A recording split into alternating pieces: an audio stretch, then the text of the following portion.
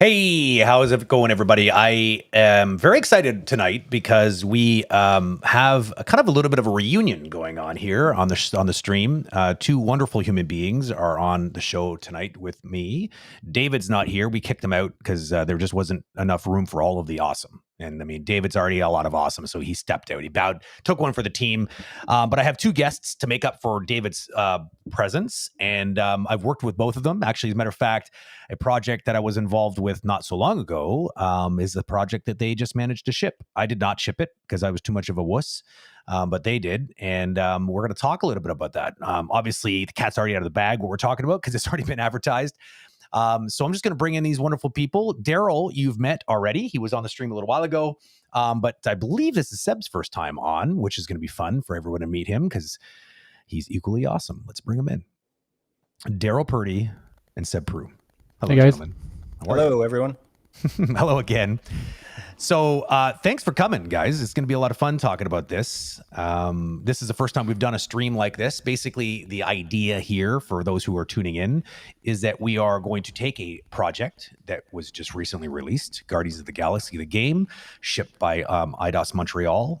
We are going to be taking it and breaking it down a little bit and having a little bit of fun. Seb, technical animation director on the project. Darryl Purdy, the animation director and cinematics director on the project. So we have a bunch of kind of a mixed bag of things to look at. We're going to take a look at some scenes. Darryl and Seb will talk a little bit about kind of some of the shenanigans that went on behind the scenes, so some of the thinking behind it, and just kind of have fun reacting. It'll be, I think, really fun for me because there's going to be, I haven't played the game yet, so there's going to be stuff in here. It's going to be a bit of a spoiler for me, but it'll be fun to see what you guys were. I've seen all. I've been very, very, very quick to pick up and absorb all the stuff that the little pieces that they put out in marketing, but I'm kind of hungry to see like full-fledged scenes, you know. So it'll be fun for me. I'm kind of selfish. Some you're more familiar than others with. Yeah, that's it. So fun fact. I just found this out right before the stream, everybody. So I don't know. I don't think it makes sense to play it first. I don't know if you guys want to do that, but I think we'll save that maybe for the end. But there's a scene that before I left, it was a kind of almost a prototype scene where we just got a bunch of people casted. We didn't have the entire full cast yet, but we had most of the leads. We were missing our final Gamora and we were missing our final group, but everyone else was pretty much they stuck around for the end of the game. And it was when we were just trying to figure out, like, setting a target, like what could these look like narratively. You know, the narrative team wanted to write some scenes. We wanted to see how the cast would react, and we just went through the whole process and made an entire. We also needed to understand like how it was branching and stuff. Like technically there was so much to figure out. And so it made it into the game. I just literally found out like minutes ago that this thing that I thought was going to be maybe if we were lucky was going to be like hidden in like the behind the scenes, extra footage, but apparently made it into the game. That's fun. Yeah, and it's not hidden. It's an optional scene, but it's there. Most people find it. Yeah. That's so cool. That's so awesome. Okay, so where do you guys want to start? Because there's like so much to look at here and so much to unpack. What would be the first, what would be the perfect opener in your mind? Seb, I think you had the best one with the dog. Okay. Yeah. I mean, it's one of the I mean, sorry about all the human actors, but there's always a great fun story to tell when we talk about mocap shoots and stuff. It's the one with Cosmo when we shot the Cosmo cinematics with dog mocap. I mean, it's so fun. They're so cute. It was a long process because we don't find that many dog actors, at least in Montreal. So it was we have one of our animator who was really wanted to shoot with dog. So awesome. we made lots of research, try to find the perfect dog and dogs because we have some puppies as well. This is John, I assume. He was the one that really wanted to do it, right? He was involved, very involved. Actually, John was actually on the set helping. Try to figure out like how we managed to capture correctly. But so we made some tests. So we had someone from the crew bringing his dog on the set to do some tests. We had some custom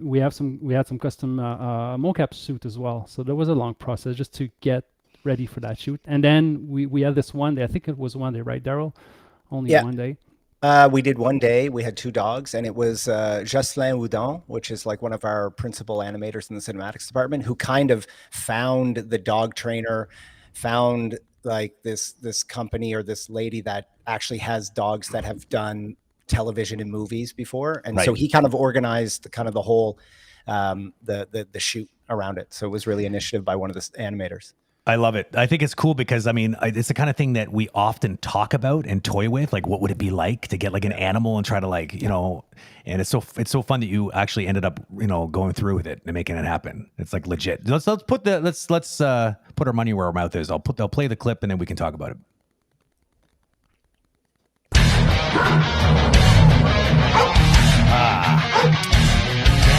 Every single time it does this. Sorry guys, I'll play from the beginning.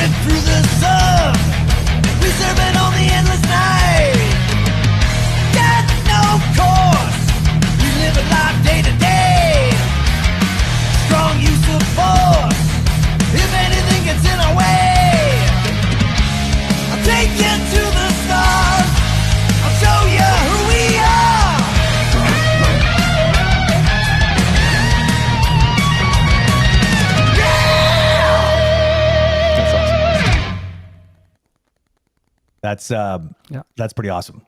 I can't believe how mocap the tail as well. Yeah, like it's like the amount of detail there is unreal, and no wonder it because I saw a bunch of like marketing clips of Cosmo, and so it's nice. How many dogs were there then? Like it looks like there were more than 2 of them. There were 2. Yeah. And this was basically just because they needed to rotate so they didn't get like tired out or something, or were they just one? Are they better at different things? Yeah, I mean the small one was for the puppies. Yeah. Oh, okay. The little Jack Russell was for the puppies, all the Chad and all the other puppies, and then the golden retriever was for Cosmo. Yeah, that's cool. You know what I'm going to do? Rather than we did this last night, which was kind of cool. Let me just reconfigure this, and I'm going to bring this back. I'm just going to bring the volume down. I'll just turn it right off. That way we can kind of just talk about it as it's playing and just discuss. So what was the biggest challenge here? Like, I mean, I'm just super, David's going to be coaching from the sidelines. I did figure out how to loop it, so it's going to be good to go. I think that one of the reasons why so many people don't do this, because it seems like such a logistical nightmare. Like, was it? Like, how difficult was it to get the data that you were hoping for out of these shoots? Be honest. So I mean, Darryl, you can correct me if I'm wrong, but we didn't shoot like we shoot typical scenes, right? We've broken down all the actions in smaller, like it was more like an action stuff. So we got some running, we got some talking, and it was there was a huge list, and the guys were all prepared, right? So, yeah, it was a lot of like coverage. So we were just basically the animators came up with kind of a list of what potential behaviors and motion they would need. So run cycles, jump up, jump down. Kind of it was very similar, Brent, to like when you're doing a locomotion shoot with a stunt crew or something like that, where you're just trying to get a ton of coverage for every condition that you can think of.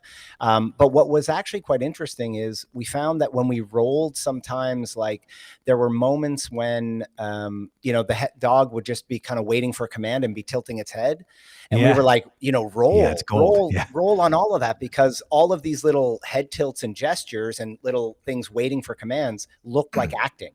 That's it. And when you repurpose it, like, so we just tried to shoot as much coverage as we possibly Interesting. could. It's almost like a motion matching shoot in a way, like trying to get a lot of data that you can then cut and like use and reuse. But from a technical standpoint, I think, Seb, it would be more like the suits were an interesting thing. And I think you guys would know more about, like, I wasn't really involved in the suits. Well, just figuring out. I mean, we do mocap for humans all the time. So we have a recipe. We know where to put the balls. We know exactly the routine. It takes us like just a few minutes to set up an actor. Sure. In that case, we didn't really know. And we didn't just the suit. I mean, how do you stick balls on a dog? And it needs to be comfortable. It needs to be able to feel natural. That's it. So sometimes some people are gonna put some tape on the dog.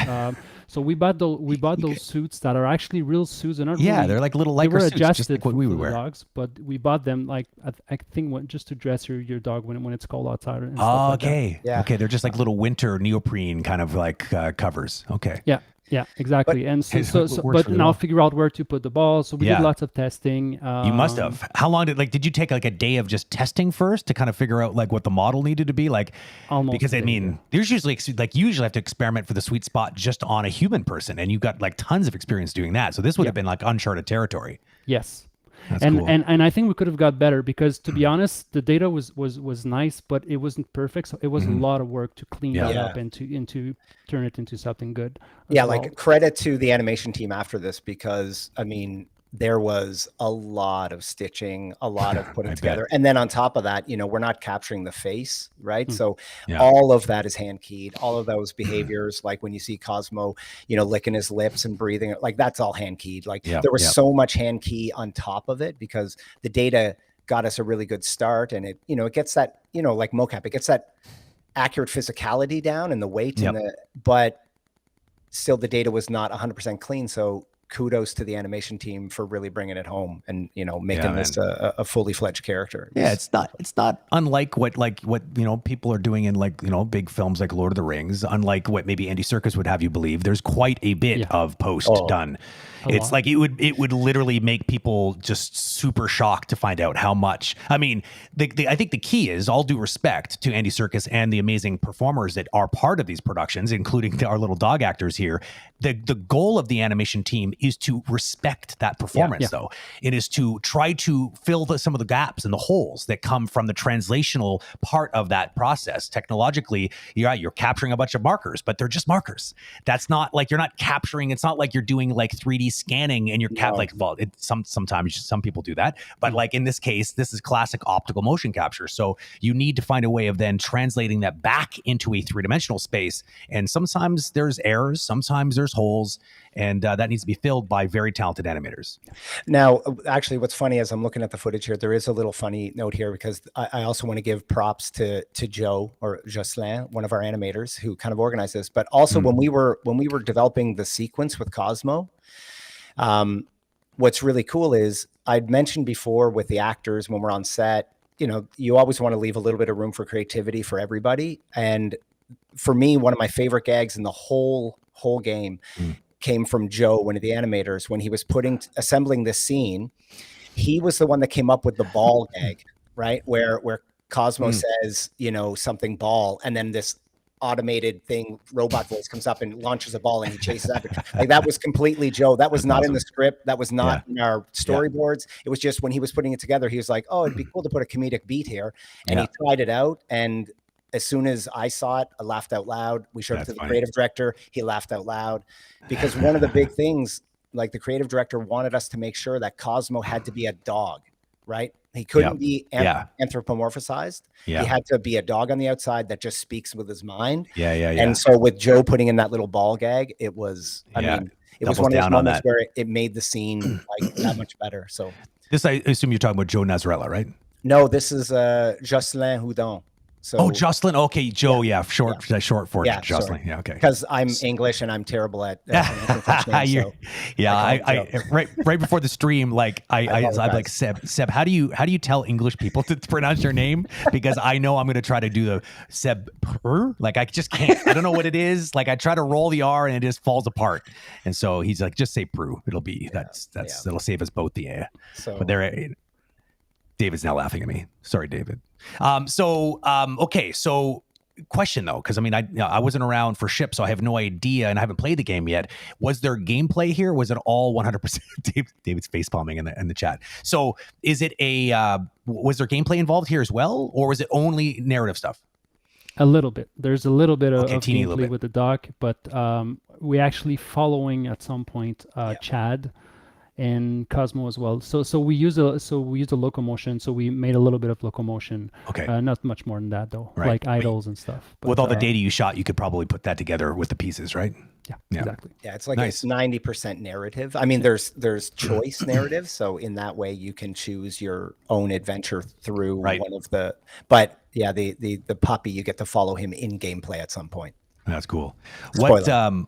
What if you were to do this over again?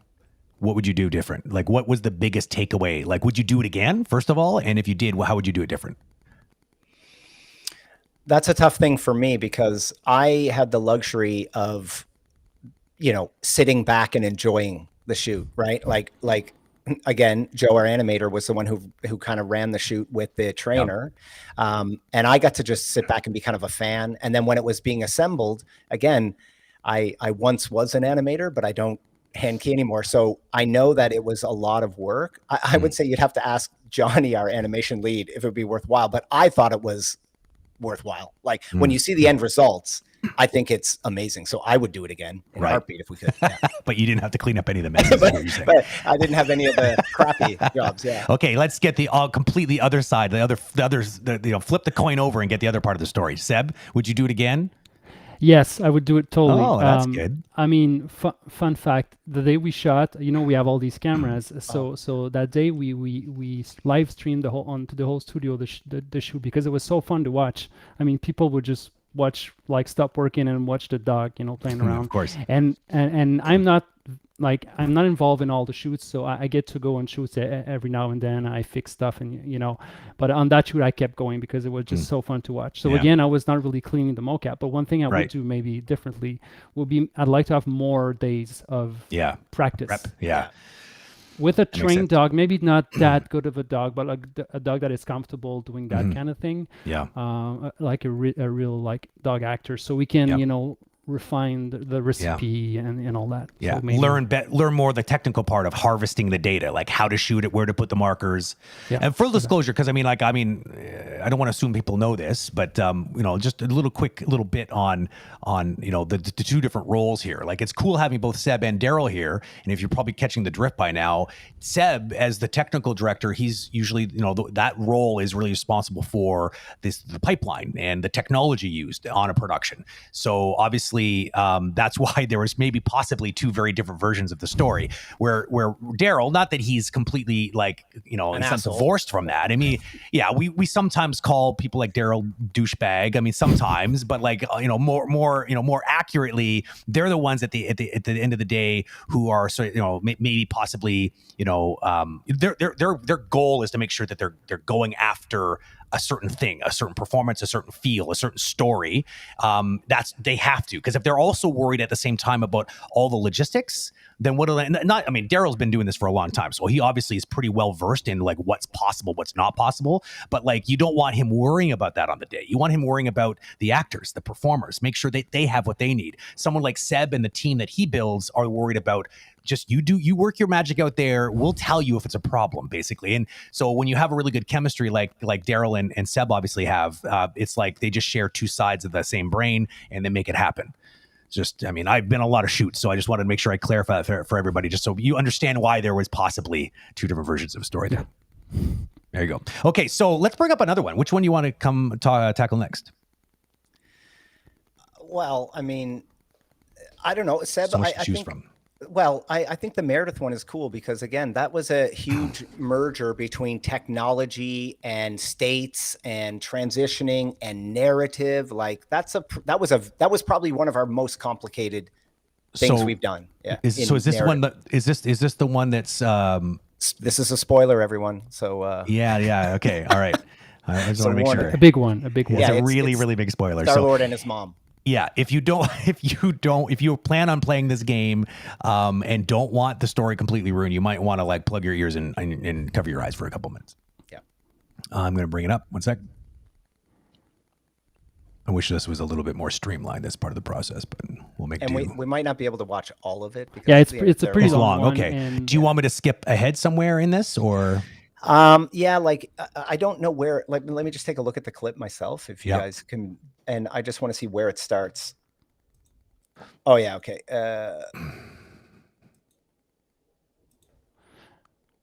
I can do an intro of the scene, is that this one is actually it's like a cinematic. When you first watch it, people think it's a cinematic, but if you don't do anything, you actually kind of fail.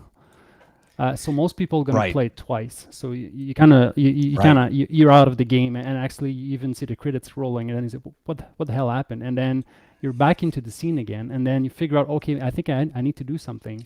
Yeah, if I Seb, can I set it up? Because Brent, maybe you want to play the first part and then skip forward to like near the end of the video, only because this is the entire playthrough. And as Seb said, like what was interesting and is that our creative director literally in this scene, and I'll set it up, and this is the spoiler, so everybody plug their ears. But in this moment, the idea of our story is that this church is granting people their kind of deepest wish, and that is if you've lost somebody, they can bring them back. So it's what they call it, the promise. And if you accept the promise, then basically you and everybody else is consumed by this entity, the magus, that is kind of like pulling strings behind, the curtain. But what happens is in this moment, our creative director, JF, he said, the game ends here. So if players decide to choose the promise and stay with their mother, that's cool. Then the game actually ends. If you say yes, the credits roll and the game is done. And that's your Guardians of the Galaxy game. Makes sense, because you would have swallowed the blue pill, essentially, as a player. So technically you get a choice after you've stayed with your mom, and you do a flashback, and then basically the screen gets consumed by the magus, and it asks you, do you want to redo your choice or do you want to continue? If you continue, the game's over, credits roll, you're done. Otherwise, you take the red pill. That's right. If you choose to redo it throws you back into the embrace with your mother, and you get a second chance to decide if you want to reject the promise. That's right. So that's crazy. That's good. That's about what, 2/3 of the way into the game, probably by this point. Yeah.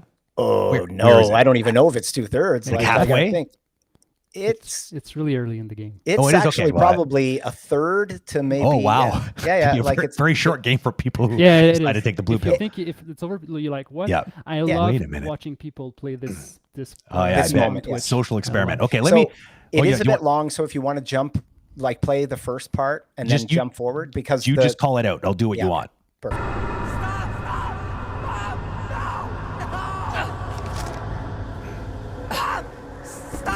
She doesn't have to die, Peter.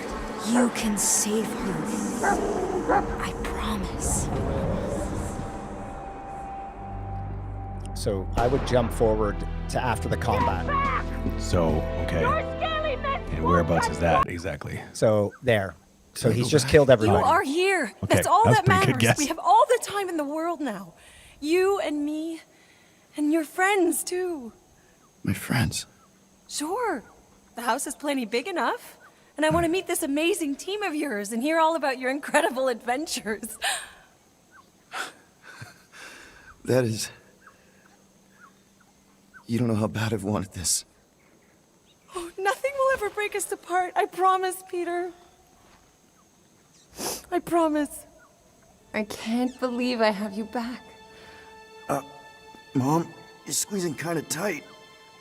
So if you guys We don't have mind, so I'll narrate a much little time bit to over make this up for because Yep. what you guys I'll turn down can't the see volume a is bit.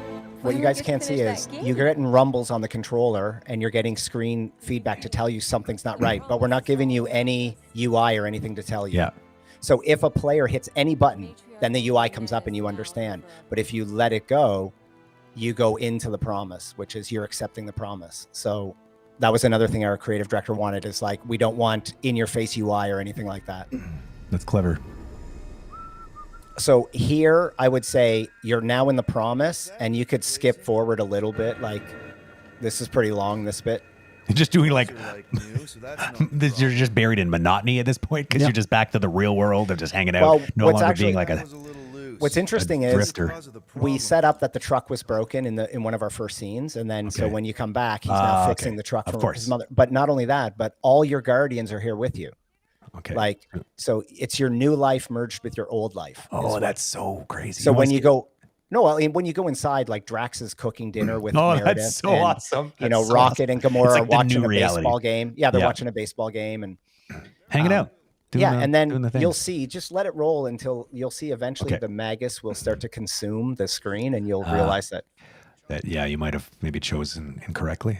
Yeah. That's so cool. So like the charade plays on for a while, and the Oh, players yeah. are just thinking, "Is this the game? Like, did I make the Yes. right choice? I don't even know." Yeah, Oh, exactly. that's so cool. So That's now awesome. you can see in the corner of your screen, the Magus is Oh starting yeah, to. that's so cool. It's like a 2D effect on the screen. Yeah. Oh, that's and cool. and I That's a tell cool people choice. usually panic when they see this. They, Yeah. they know something's wrong. And And I it's gotta do something wrong with something. my I need to find something, and they don't know. Yeah, they don't know how to get out of it, Yeah, but there is no escape. they don't. because There you've is no accepted- escape. Like that's it. That boat sailed when you decided to like not break the promise when you had the chance. So this is Gamora's watching a baseball game, and you know, That's so cool. um, A slow death.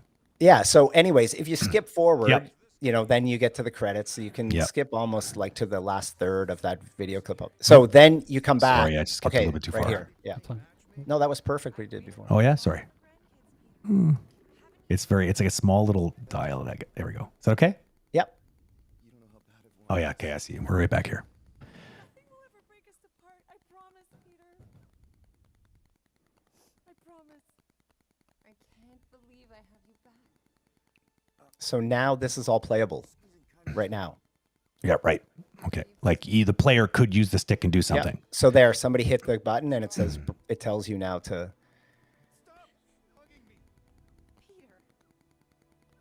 Now at this point, you get a little hint though, Yeah. and feel boy. like, what? I don't want to shoot her. And why am I aiming at my mom? Yeah. Yeah. Yeah. And they're like watching people play this. It's really tough for some people to do this. Oh, for sure. Which was intended, which is great to see this because I Yeah. mean Seb knows how long the sequence, the entirety of it took to like. I mean, his team worked tirelessly to get this working. Well, your team as And- well. I mean, it was a lot. Wow, of you have to people shoot her involved more in than once too. Like she doesn't go down easy. Actually, if you pause, like if you actually put down the gun right pause. now, if you put down the gun, there's a little interact that comes to her. And it says, "Help me, Peter, help me." And if you pick her up, she'll hug you again, and she gets you in the promise. So Oh wow, there's- it moves back again. Yeah, Oh, yeah. You So can there, get and you suckered in. can break her Oh, again and that's try to shoot her. so So we had good. multiple exits. Like you from- got to like follow through with this maniacal plan of murdering your fictional Yeah. mom. Yes. Fun fact. The Star-Lord was actually I shouldn't even talk about that probably. Yeah. I don't know what you were gonna say, but The acting oh yeah, I'm gonna say behind this because I think John is in this room and somewhere he might be. I saw him. Are you out there, maybe John? Before. But a fun fact is there's times in production when we have Oh, to there he is. move. Here. We have to move fairly quickly, and we don't we're not always able to shoot everything with our actors. So this scene right here, all the body data is actually myself at playing Peter and Mylène Dinrobic, who is Brent. You know her from Far Cry 3. She absolutely. was, yeah. And also you know her from your short that you shot with her. True story. Yep. And so she was playing Meredith. And so that was her and I on a shoot, and I played all the body parts. But then John came back in and did all the facial and looped the like ADR, the lines of dialogue. Now, that being said, you know, and I'm not saying this because John's in the room, but obviously we all agree that John would have held that gun in a more Star-Lord way. Oh, right? Let's be better, honest. Let's be honest. Like, let's seriously. give credit where credit's due. Yeah. I mean, that's fun. Well, what's interesting though is if you look at this, John McLaren. We got to throw props to Seb's team because it was one of his technical animators, Camille, who put in the shaking of the arm and added all these little subtle details. Super important. That actually have gotten, when I watch people play it, they've really responded to the shaking of the arm. They're really like, oh my God. Yeah. Especially because is the controller also buzzing in your hand at that time? I'm not like sure. Like doing something with some sort of feedback, like heartbeats or something like that. I'm not sure. This feedback we have when she hugs you. That's pretty much it. When you're like about to die. Other than that, I don't think there's any shaking. But many technical animators. I think like 3 or 4 technical animators worked on that scene. On top of there was cinematics technical animators as well. It was really a mixed bag because it started like as a cinematic, and then how do you get this interactivity, you know, blend in and you know, when you aim, it's not just a scene playing. You actually you have some control over it's the interactive aiming a little bit. Like Star-Lord can back up, move forward, and what's interesting is there's also a whole bunch of like interrupt systems happening, because what we were trying to do is like the mandate from the creative director was this has to be one of the most emotional moments in the game, but it has to be playable. And you know, and you guys know, having been creators for many times, sometimes that's really hard. Like, because you sacrifice some of the performance sometimes for responsibility, responsiveness. But what was interesting here is, you know, we had all of Meredith is P-capped. It's full P-capped, right? Ideally, if we would have had time production wise, we would have had John in to do that, but we didn't at that point. So, you know, we had to kind of stitch John's performance and my performance together. But again, we made that decision not lightly, but no offense to John or any of the actors, they're wonderful, but the focus in this scene was Meredith.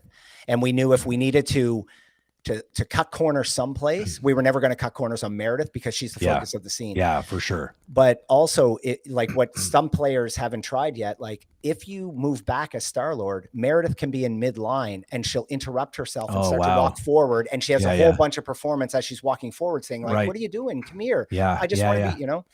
So it's tricky because I mean, if it was too easy to break this moment and didn't feel intelligent and logical, then the illusion kind of, because I would expect a lot of players would probably be experimenting because they're not too sure what they're supposed to be doing, so they may start to test the boundaries of the rule system that this whole moment is providing the player, because they want to know what the right thing to do is, right? And so they'd be challenged emotionally, they'd be challenged as a player, what the game is usually telling them to do. Like there's all kinds of interesting things that are happening right now that would probably spook the hell out of a lot of players just because it feels unnatural but natural at the same time, right? It's crazy. And if I'm not mistaken, Seb, like, you know, this is one really custom, because like custom moment, like in games, and like you guys both know this, a lot of times when you make a mechanic, you try to reuse that mechanic as much as you can to get, you know, your value out of it. But this whatever the total of this whole thing is, maybe 7 to 10 minutes out of the entire game, but it was 100% custom, ground up performance, like the movement system, the aiming system, the shooting system, the feedback, all of this was custom for this one kind of emotional moment. But crazy. You know, thank God to the animation team, because they pulled it out. Like there's just enough responsiveness with not feeling, you know, too sluggish, but there's enough performance and and then of course, kudos to the sound team because the score is amazing. So it kind of reminds me in a way. Do you remember it was years ago? It was very controversial. I think it was a Modern Warfare game where you had to play as someone who's deep undercover with like a bunch of terrorists, and you end up at an airport and you're supposed to shoot up a bunch of civilians. Yeah. And what's interesting though is you could choose not to. You could just walk and not do it, so that if you were really connected to the story and you like. You're like, I don't feel comfortable with this. And they wanted to make it like provoke people in a way, like in that game. It's I feel like it's similar in the way that you're challenging the player to really make a moral decision here and be kind of torn. I think it's super cool. It's bold that you guys did that. The other thing I found really interesting about it is, we are taking a stand as storytellers, and we're trying to tell the player in a way that this is not your mom. Yeah, that's it's a representation, and it's so alluring and it's so convincing that you want to not shoot her because it should feel like your mom, but it's not. Like, the other interesting thing is, as it goes further, you'll notice that Meredith's voice changes when she's hugging you. It starts out sounding very sweet and mom-like, and then near the end it's a bit creepy and the promise, and she will, and you're like, whoa, so glad you're back. Exactly. Yeah. Anyways. Yeah, and it's worth noting too. By this point in the game, you would have had a lot of moments of black flashes with your mom, so that they would have built that empathetic connection. So the player would have felt connected to your I guess your game mom by that point. Where so this moment would feel like kind of disturbing for a lot of people. John McLaren, who played Star-Lord in the game, he's in the chat here, and he said he played this part of the game just today actually, and he got all teary-eyed by playing through it. And it's funny, and Simon, who's also a member of the production team, he was just reminiscing on how when this was originally pitched, that nobody was prepared with just how powerful it seemed to be resonating in the once it got out there. So like Seb was saying before the stream that he's been watching a lot of like reaction videos of people playing this moment of the game and being like quite surprised with how visceral people are reacting to this moment. So that's pretty cool. It's nice when like an idea like this is executed on in a way that it actually lands, because this could have felt really flat. It was tough. It felt flat for a little while. Oh my God! Until we nailed it. It was that's tough. A daring move. I mean, we're often told not to talk about the negatives, but this scene, we struggled with it for a while. It took to get it right, and I mean, it was no easy feat. But and I should say, what brought it home also is, there's some moments later, if you get like where John is really struggling, like playing Star-Lord, of having to shoot his mom, and it's gut wrenching. Like, his delivery is, you can feel it's, so it's thank God it landed, like you said, and didn't fall flat. That's it. That's the thing. Like, you make a move like this because there's a lot of things working against you, right? One of them is you're giving the control to the player. And you're hoping that they pick up, they catch the drift, in other words.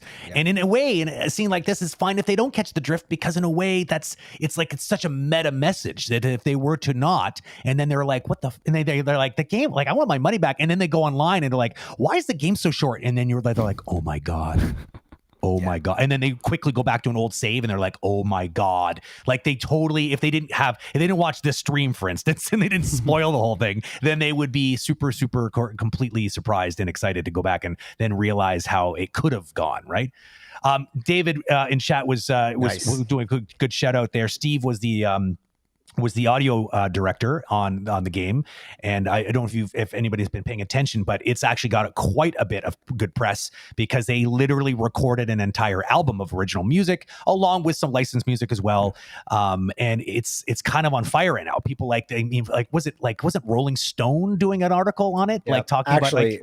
What's interesting is we partnered with Rolling Stone, and they did they had one of their reviewers do a review of the Star-Lord album, and it's in the Rolling Stone magazine that that young Quill is reading on his bed. Oh yeah. But then they also, after the album came out, they did another kind of little story, as far as I know, about Steve and Johan, Johan is our audio engineer who records all of the PCAP with us. So he was also a co-writer on the album with Steve. Yeah. What a cool thing to happen, right? Like, I mean, I'm trying to put myself in Steve's shoes for just a second, and it's like, he's a musician, FYI. He is in a band to this day, and he rocks with the best of them, I'm telling you.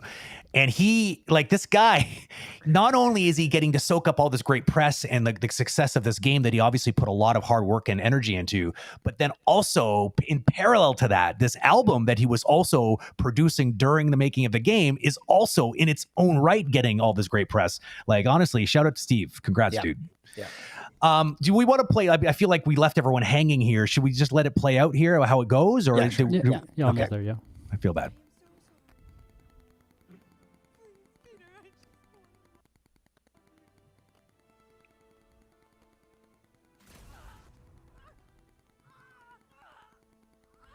Oh, there's our Glua.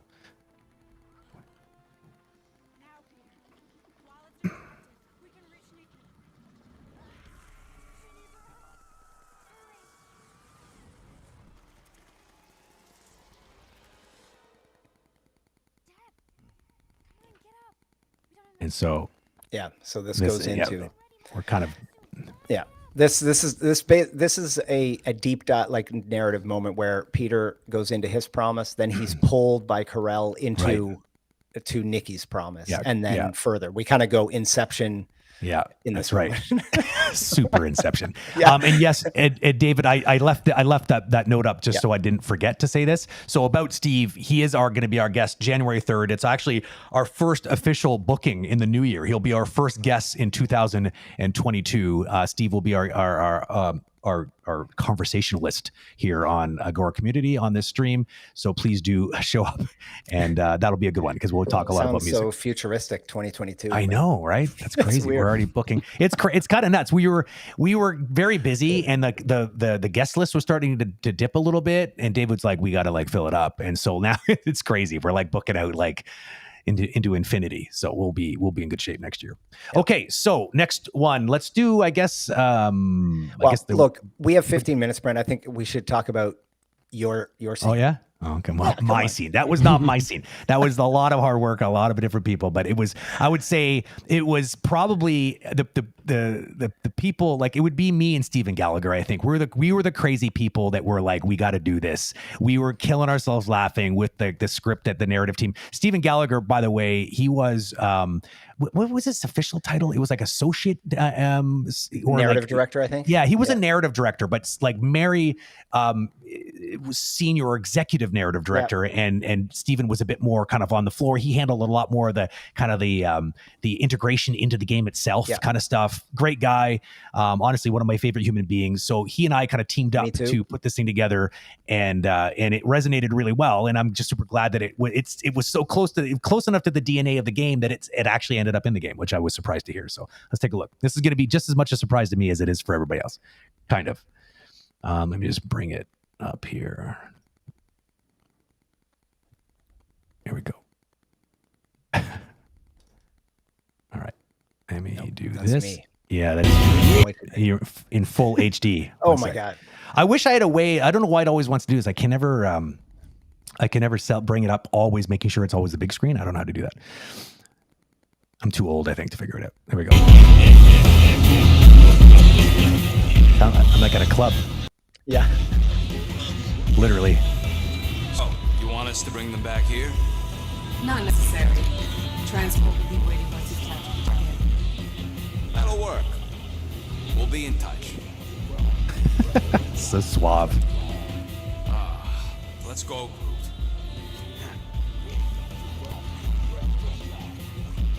What's the big idea, man? Think you got me confused with somebody else? This is all the setup, by the way. This is none of my work at all. This is all stuff leading up to the actual scene. Come on, Rocket. Let's talk about this. Can you believe this guy?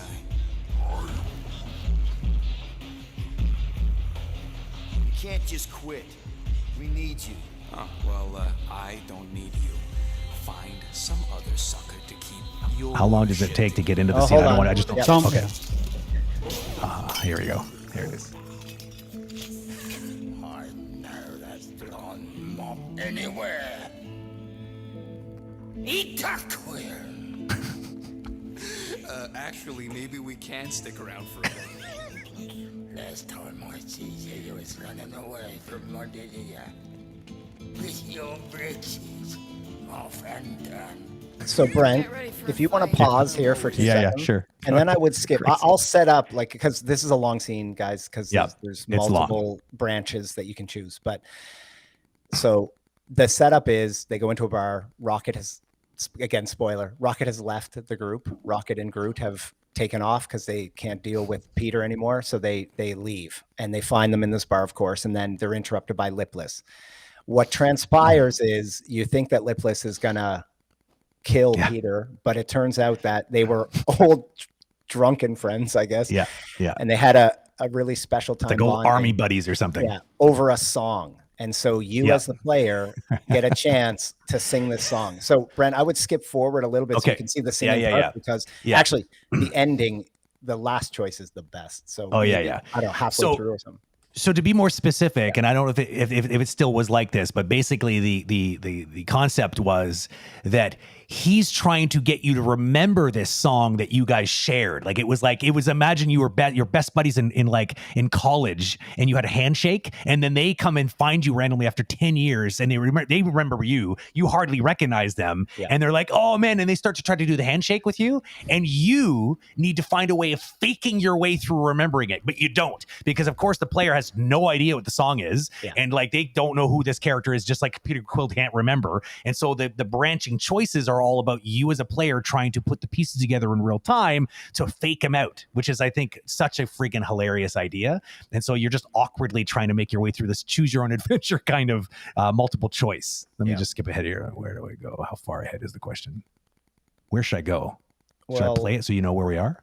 Yeah, like look for Unbreakable Blood Oath. Okay, keep going. Break!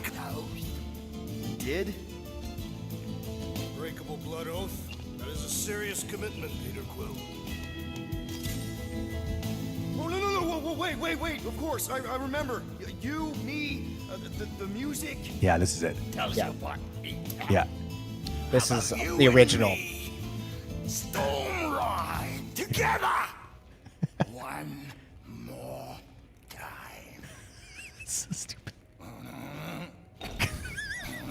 Here we go. You wanted to sing a song.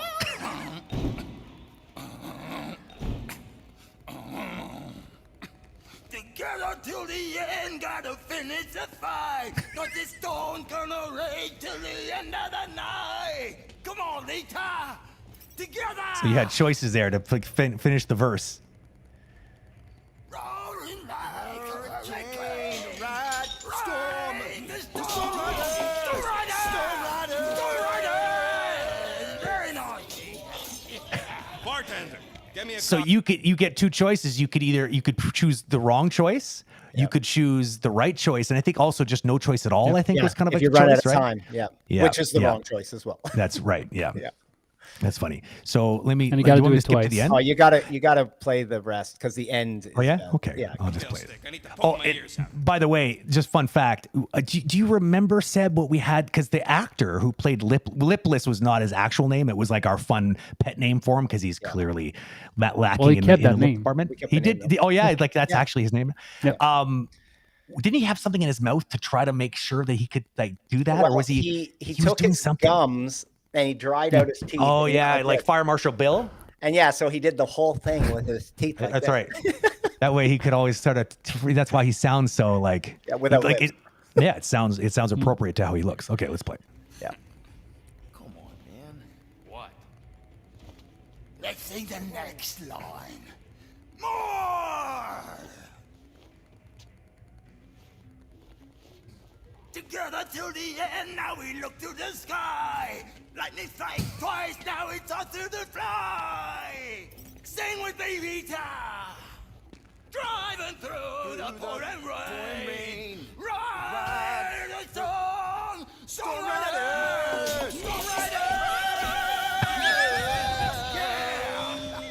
Yeah. It's like suddenly the game turns into a karaoke game. Come here. Oh, Come on. For Flark's Yeah, that's sake. about it. So that's all the interactive middle bit was the original stuff like Simon put up there that you guys shot in 2017. So we reused the mocap data. We reused Right. whatever audio we could, and the Yeah. only things we redid was we redid the intro and Yeah. the two outros. Like the outro that's Right. playing now, this was Right. new to Right. sync up with the The revised story, story. yeah. Yeah. Absolutely. Because at that time, the whole script hadn't even been finished. Like we were just riffing on what No, was exactly. It was currently understood at the time, which was quite early in production, really. Well, there's a couple interesting stories here because, and maybe you can ask Steve about this when he's on the show, but Yeah, I gotta get there's him on the two show. things. It's a good idea. For people who don't know, the actor who plays Lipless is Alex Ivanovici, I think his last name is. Yeah, I believe sorry so. if I'm saying it wrong, but he also is our Cosmo. So he played Cosmo as well. In fact. But what's interesting is when he did this, like Brent said, they were just testing to try to get the tone and, can we do this ridiculous kind of stuff? And is it going to be entertaining and funny? But Alex made up that song on the day, basically, of just kind of like the beat Literally and everything in real time. And when Steve was going to go back and do the audio pass, he wanted to set, because he wanted to put music in the background or something to it. And he wanted to set it more to an actual beat because it doesn't have any real 4/4 timing or 3/4 timing. It doesn't have any, like, it's just Alex doing something. Yeah. And JF Dugas, our creative director, was like, no, man, like the let it be awkward. What's so funny about it is it's so terrible and it's so awkward. That's right. That's part of the comedy. Yeah. So yeah. I agree. It was pretty funny. That's so amazing. Yeah. Oh man, I still remember them making that mesh too. It's hilarious. Well, we laughed so hard, and I think John would remember this, and the actors when Alex did this, because again, we were letting Alex just kind of like, look, man, you created this character in a way, like, but when he's leaving here, we're not playing the sound, but when he leaves, he's doing the Storm Rider. So as he's walking out, he's going Storm Rider, and he's doing like octaves and stuff, and it's Peter. So if you rewind, it's amazing. But so awkward. So the thing is, I'm going to spoil something. If you lose, you actually so if you win, he gives you a $5,000 credit at the Emporium, where you can go to the collector's Emporium and you get a free entry into that.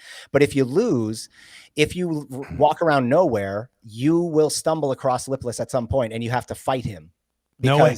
Yeah, because he's mad. Yes, but when he exits, because the Storm Rider thing we thought was so funny, on the outro of the fail, when he's leaving, instead of singing Storm Riders anymore, he goes, and if I see you, he goes, you're dead. He like sings the threat. And I'm telling you, John, I think remember this. When he did that in the mocap volume, oh my God, you were doing everything you could not to blow the take and laugh like over what he was doing, because you were like, oh my God, I'm going to crack.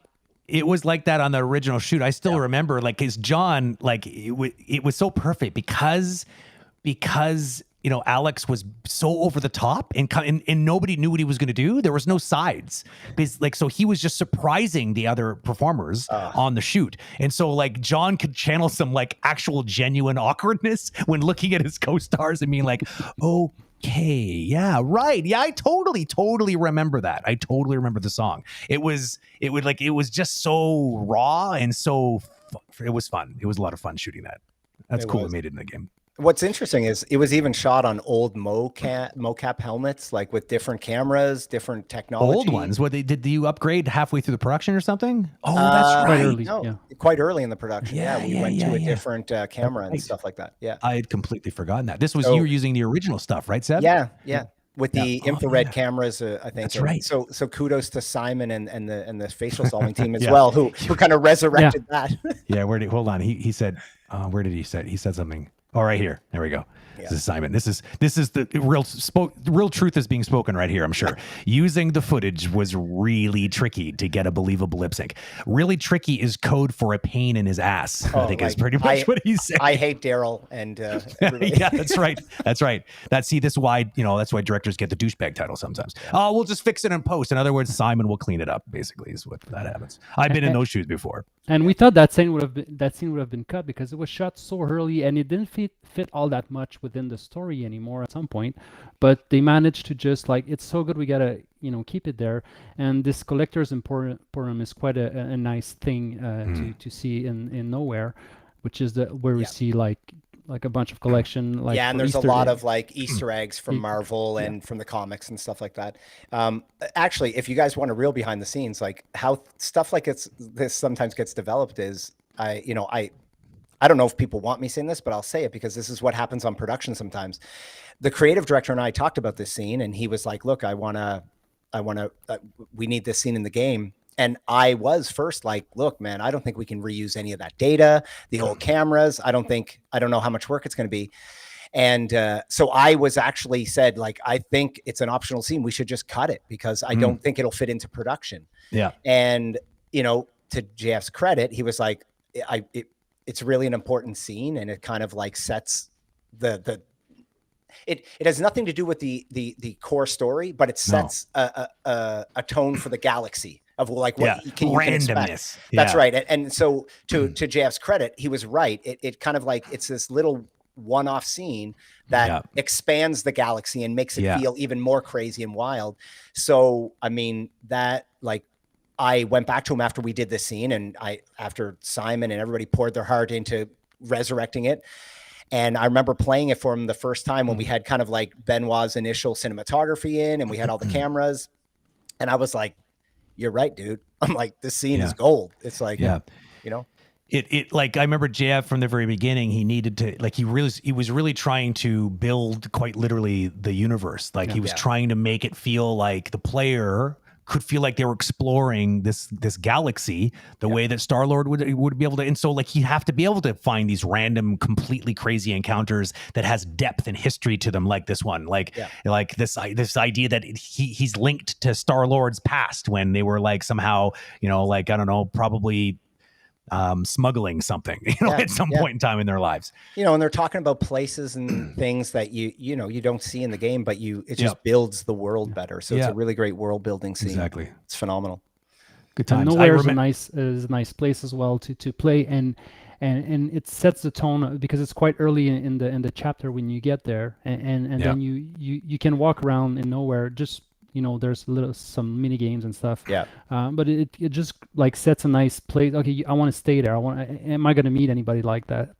No, you don't. Obviously, it's the only encounter like that. But I also remember there's another thing that was being learned here was the logistics here were a bit of a nightmare because there's a lot of, we were trying to like the performance capture stage at IDOS. Well, first of all, we were very lucky to even have one. A lot of game studios don't have access to it, to one like right on site, but there is one at IDOS, and that's great. But it wasn't huge, and so space is a premium. So you have to remember that when you have that many people in a volume at the same time, it starts to become more difficult for the actual cameras, right? Because occlusion is a thing, right?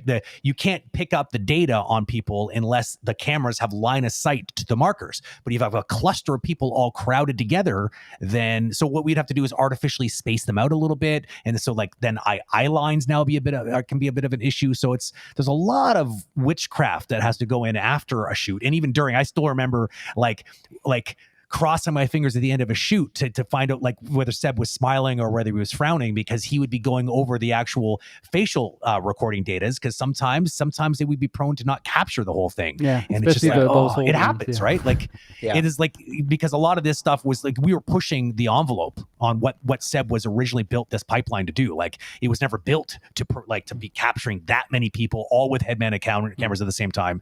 So I remember the growing pains. They were real, but I guess it was all in preparation for getting the whole game done. That's awesome. And for the V2, because that was the first version of the mocap room. We luckily we built the second one when that's right, completely from scratch. And I remember like you literally was like, Seb, what do we need? And because they were going to build up a space to spec, so Seb could literally go, well, if you're asking, then we need this, we need this, we need this. So they literally built it by like basically to the design specs that Seb kind of laid out. I didn't get all the space I wanted because we're still downtown Montreal, a bit expensive. That's true. Yeah, space is it's like getting an apartment in New York in a way. Space for the mocap room is limited, within the studio. Which, I don't know if people know this, but from a director standpoint, that's problematic sometimes too, because there's times when you want to be discussing something with your crew or with your narrative director or whatever that you don't want necessarily the actors, and nothing against them, but you don't want to, like, if you're trying to like work something out or just do a quick brainstorm, you don't necessarily want other people to get locked into that, what you say. You kind of want to be like, work it out on your own. And so when you're in a small volume where everybody can hear everything, it gets tricky sometimes to manage kind of information as well from a directing standpoint. True story. Well, gentlemen, it's 4 minutes after the hour. As I said, it goes quickly. I want way too quickly. It's crazy, right? I feel like we could just hang out and nerd out about this stuff literally all night. I know. But I mean, we can always do a sequel. That's the best thing. So for those who don't know that I'm just a sarcastic jerk, Darryl is definitely not a douchebag. He's actually one of the nicest human beings I've ever had the pleasure of working with. Just full disclosure. But it's always fun to call really nice people douchebags. It makes me feel big and powerful. So I would just like to thank you for both taking the time to come on today and to reminisce about obviously what is quite literally a gigantic pile of work and energy that you and the team have poured into this production. Thanks. It's great to be able to see kind of a little bit of what makes it all tick. You know, a lot of people don't get exposed to this. That's why we wanted to start doing these kind of things. So thanks, guys. Thank you guys for taking the time to listen to us. Like it's a real privilege. Well, I think, like I said, I've threatened a sequel, but I'm sure we can get you back to do another one. I was talking to Darryl about possibly having him back for another sort of secret, fun, exciting surprise chat. Yeah, that's it. So that's all you're getting, everybody. We'll see what happens. But if Darryl shows up again sometime soon, then you've been warned. Okay, well, enjoy the rest of your eating, gentlemen. I will see you on the next time I get a chance to see both of your wonderful faces. And chat, thank you very much for being here. I will see you all on the next one. Cheers.